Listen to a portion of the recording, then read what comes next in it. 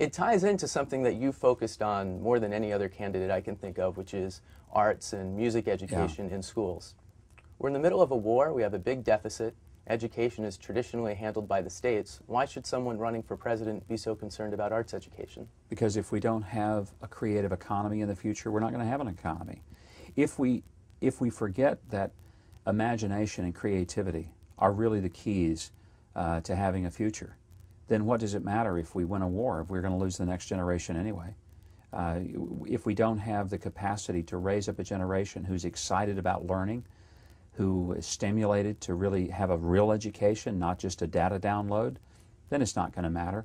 So I think that we've created this system where we so focus on making kids these almost robotic databases, and we pour the information into them, and we think that we've educated them.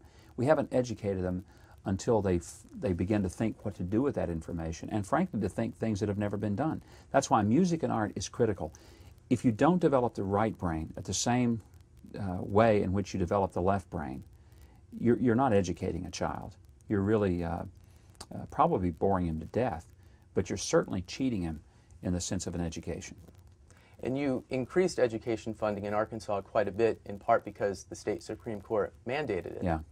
But as president, do you think the federal government needs more of a role? You're running for president, so how does the education component fit in? I don't want the federal government to have a greater role in mandating to the states or even funding necessarily. I mean, there may be certain grants that could be done, but no, I think that the point of the presidency is that you have the bully pulpit and you lift the highest standards up, but you want it to be implemented through the states. I am a federalist at heart. I believe strongly in the 10th Amendment. I also believe that if you're going to reform something, it's going to be done better at the state level to see how the experiments in government can work. If they do well, other states will copy it.